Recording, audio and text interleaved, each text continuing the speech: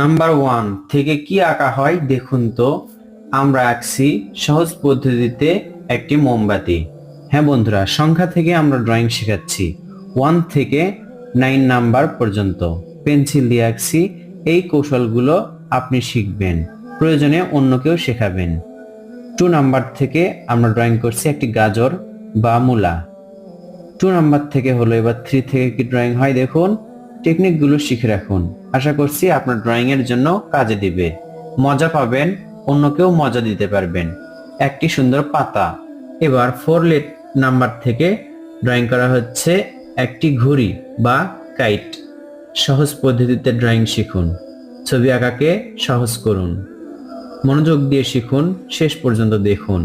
5 number থেকে drawing করা হচ্ছে একটি আপেল বা অ্যাপল। পাতা আঁকা হচ্ছে এবং এখানে একটি ভাঁজ দাগ দিব, এই পাশে আরো একটি পাতা আঁকবো। 6 নাম্বার থেকে আমরা ঘুরিয়ে এটার সাথে মিলে দিব এবং মাঝে দেখুন প্যাচ, এগুলো হচ্ছে শামুক, এটা শামুক আঁকলাম।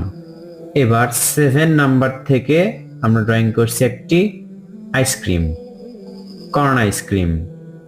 এটা খুব সুন্দর দেখায়, সহজে আঁকা যায়। এভাবে দাগ দিব এবং অপোজিট পাশেও দাগ দিব। উপরে একটু চোকা করে দিলে ভালো হবে। 8 থেকে কি ড্রয়িং করা যায়, এই দাগটা একটু মেশাবো এবং প্যাচ আকৃতি করব। এবার এখান থেকে এটা তুলে দিব, এই পাশ থেকেও তুলে দিয়ে এটার সাথে মিলে দিব। এবার আমরা সোজা দাগ একটু ভাঁজ করে মেলাবো। এই দাগ থেকে মাথা থেকে সোজা দাগ দিব।